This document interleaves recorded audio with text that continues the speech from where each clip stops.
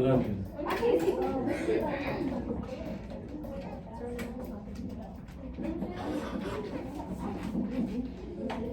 I have London paper right here. I just passed it up.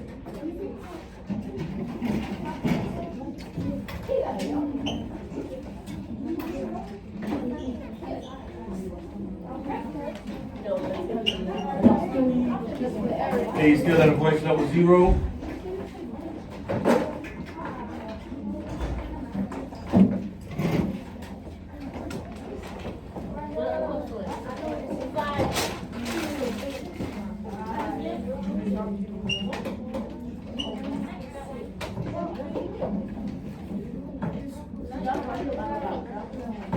Shame.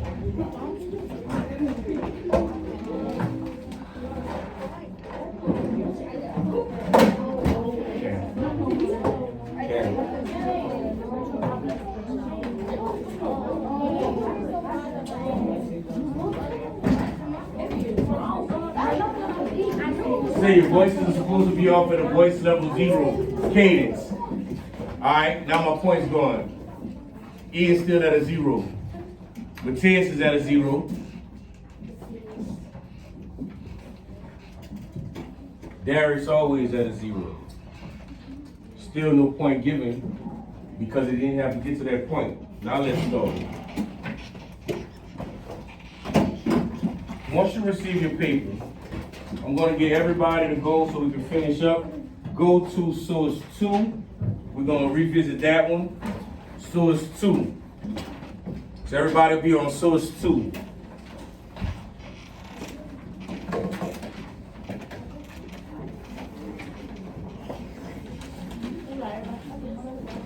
Yeah, I didn't see yours, Danielle, so come get this. You got 5? All right.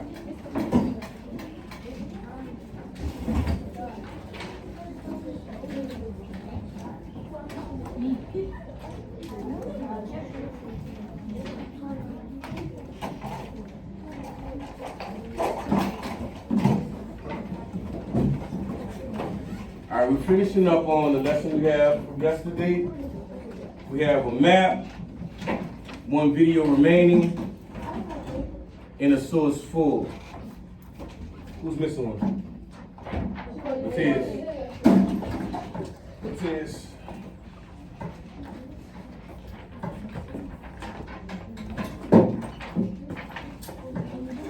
All right, everybody ready? As I'm getting this on the screen. Second time, everybody ready. Third time.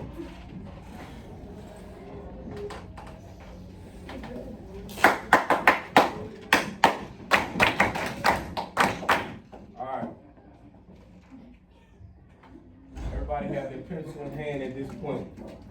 Everybody have their pencil in hand at this point. Everybody have their pencil in hand. Everybody should be ready to annotate with me.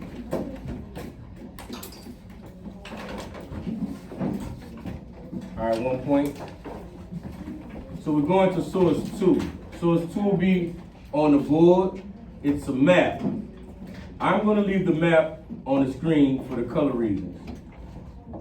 You're going to be looking at your page in front of you. So we're going to break down the map using the words we're going to analyze. A few words we're going to jot down on top and on bottom, where it says pre-war and post-war. Just some notes. Your paper and that group right there. All right, first word. Well, first thing I want to jot down is, I want to jot down right on top of pre-war boundaries. I just want to simply put before. Before war. Madison, class started. Mine, class started. All right, after war. And this time, take 30 seconds, make sure that everybody has it jot down.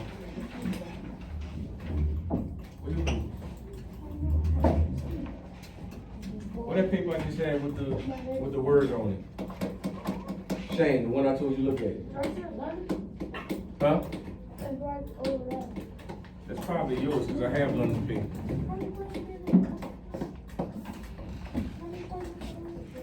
Two. Alright, at this time everybody should have before war and just simply after war. Now, we're going to break down looking at analyzing this map by simply just putting some small notes. As we go on through the rest of the sources, we'll see how it makes sense. As British territory, the color for the British territory is pink. Before war, after war, did the British gain territory or did it lose territory? Gain. Right here, just simply put gain.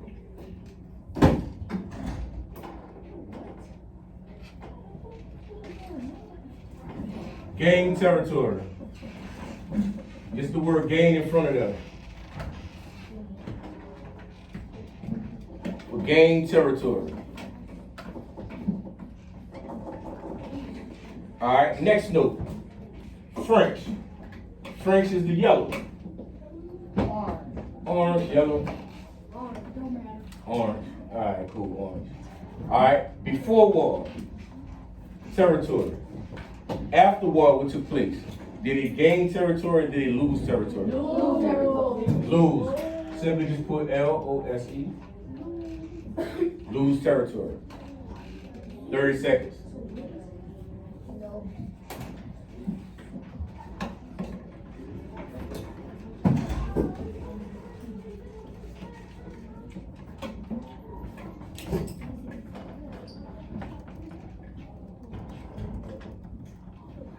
All right. Next one we have Spanish. Green. 2 states. Before war, after war, what took place to the green? All right. But how would I word it just a little bit more explicit? How would I explain it a little bit more? They lost land in what state or what area? Florida. All right, cool. They gained land in where? Louisiana. In what? Texas. Louisiana and Texas. All right, cool. 30 seconds. 30 seconds. So right here I want something like lost land in Florida, gained more land in Louisiana and territory. How would I put that note? It's my notes. Lost land. Remember, it's my notes to use. Lost land in FL, Florida, gained land in LA in Texas. So remember, it's my notes to use. At this time, I'm analyzing this map. It's gonna make sense at the end. Watch. All right, Ian's still working. Harry, you good? You have a note? Kimani has a note?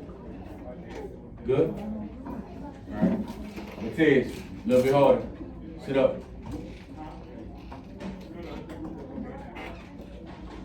Waiting on you, 100% participation, bro.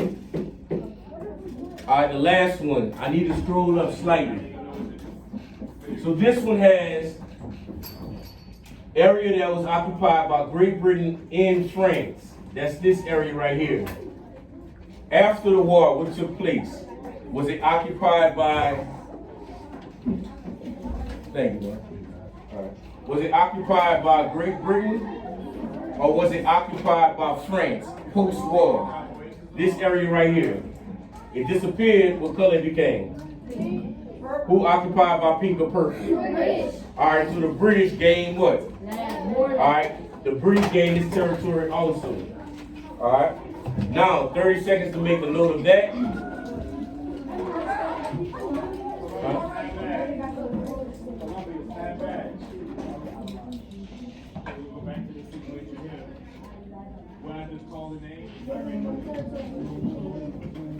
That's not. Yeah, but look, it's right here, the Ohio River. So who won the Ohio River? All right, cool. Got it? right, that was that 30 seconds. Everybody ready? First time. Everybody ready for the second time? Third time. This one is 1 minute and 25 seconds. 1 minute and 25 seconds video. I'm gonna need your undivided attention. You can have your pencil in hand at this time if you want to take notes. You can have your pencil in hand. What you can't do is have your head down. It's 1 minute and 25 seconds and need your undivided attention. Got it? Everybody ready? Cool.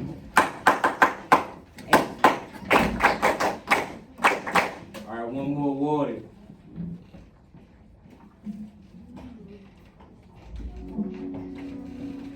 The 7 Years' War between the Indians and colonists ended in 1763, but tensions still simmered in the fertile Ohio Valley. Almost immediately, Ottawa Chief Pontiac and the Allied tribe waged war on English force. Pontiac's warriors quickly took Detroit and soon controlled all but 3 of the British posts west of the Appalachians. But their success was fleeting. When British troops and colonial militias arrived from the other side of the mountains, they overwhelmed the Indians. The British sent out relief expeditions, fought a few battles, one very bloody one in Pennsylvania, Bushy Run. But what really ended the conflict was a series of negotiations between the British officers and the native leaders. Although the English crushed Pontiac's rebellion and with it the Indians' dominance of the region, the British decided to deter any further uprising. The British were forced to start treating the natives with a certain amount of respect and as allies, even though they didn't really want to do that. This policy angered the colonists who were hungry for farmland and the speculators hungry for land sales.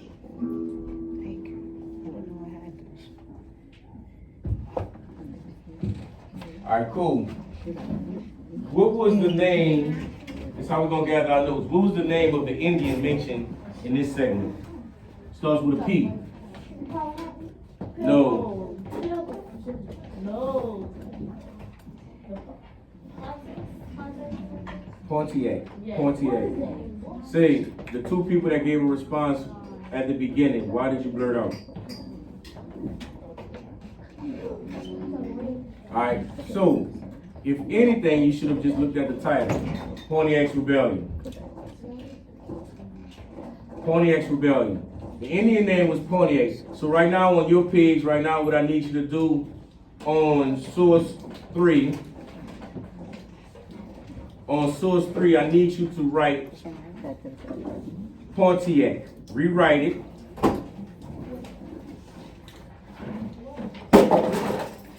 Handle that for me, though, please.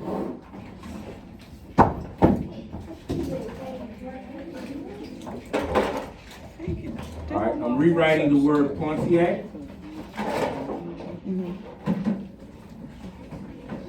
Now, what was Pontiac's relationship with the British? It was bad. Prior to, before you got to that point where they said it was bad. Stop blurting out, she had a hand. Go.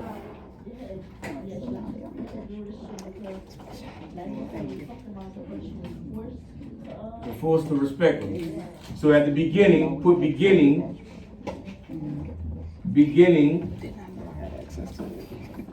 British and Indians got along.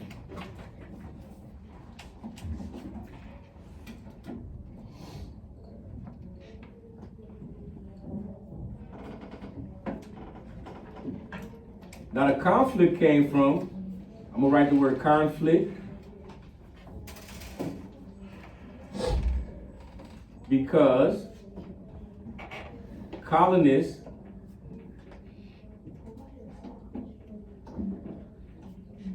didn't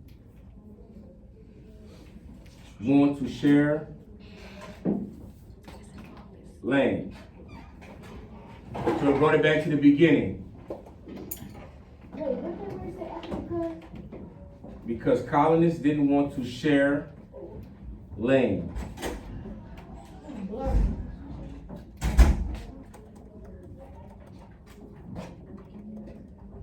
So that note is just simple saying why they started the disagreement. At the beginning, the British were forced to respect the Indians. Why do you think they were forced to respect them? The Indians had more knowledge of the land, you think? Yeah. They showed them how to do what? What's the simple Farm, one? fish and farm. Farm and fish. Cool. All right, the conflict came because the colonists that came over, they didn't want to share the land.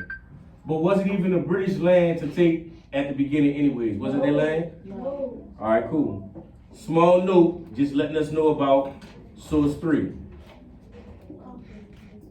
All right, now we're gonna move on to source 4. Everybody have their pencil in hand again. I'm gonna make it clear. You didn't finish writing? All right, ready? First sentence. You can hear. First sentence. Pontiac is already on your page. Beginning. Does it have to be the same as mine? No. Beginning, the British and Indians got along. We're friends.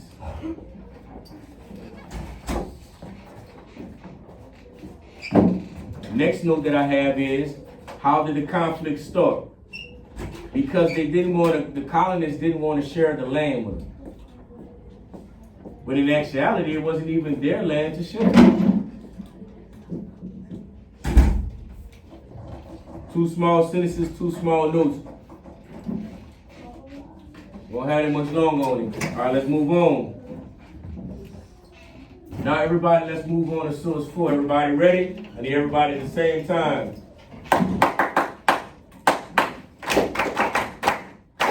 One more, Madison. All right, now everybody go to source 4. Source 4. Title. What is the title? The Proclamation of 1763. That's underlined. I also would like to circle the date.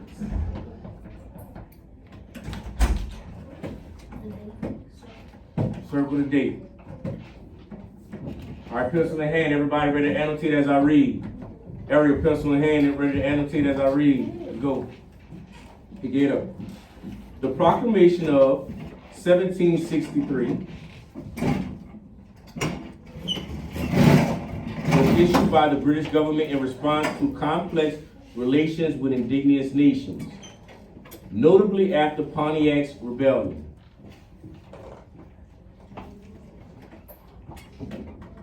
Now I need to underline, annotate with me. Cadence, good job. All right, Shane. All right, Madison, 1 point. Next one, pencils back in hand. This uprising led to the Ottawa leader Pontiac was a concerted effort by Native American tribes to resist British expansion in their assets, their own sovereignty.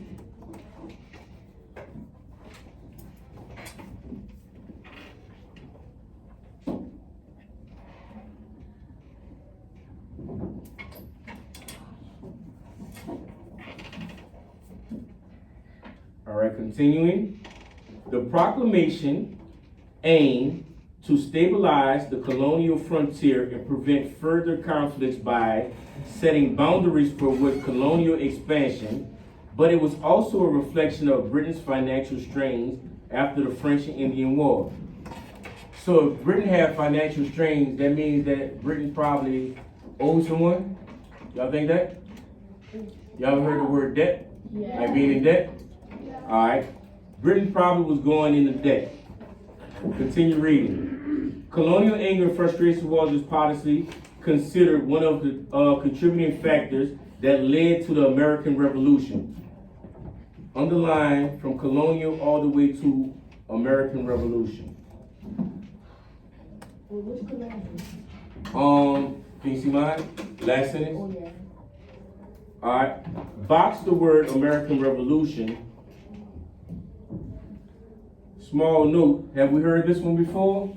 American Revolution? Yeah. All right. Not in this one. Probably in 5th grade. All right. Put New War. So that's another one. The last one we heard about was the French and Indian War. French and Indian War got the British people in debt.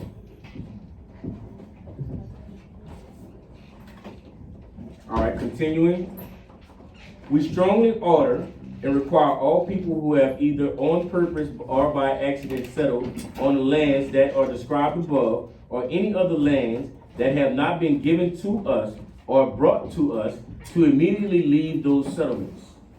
These lands are still set aside for the Native Americans as previously stated. Now y'all understand why the conflict came? Yeah. All right. Now, everybody, let's move to the notes section.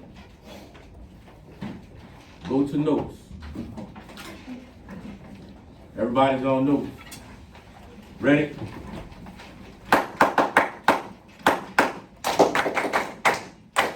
One more, Madison. All right. I'm gonna cold call on someone to give me a response. So don't ooh, no ahs, don't shout it out, don't blurt it out. I'm gonna call on someone. If they don't get the response right, I'm gonna help them out. Ready, Namdi? Namdi, number one, the first bullet point.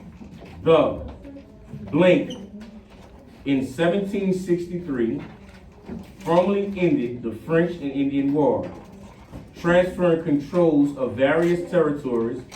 France ceded all its territories in mainland North America, effectively ending a 200-year presence. It's in one of the sources. Don't think about it, use what you got in front of you. So look, this is what I would do. I'm gonna pass it on to someone. Let me help him out though. What I would do was, I would look through the sources and look at the information that was given to me that I underlined. The Treaty of Paris of 1763 ended the French and Indian War. Read your sentence that I just asked you the question of. Shane, answer it for me when I'm finished. Wait, go. Read that sentence to yours say. The what? Louder. No. Read on the notes page.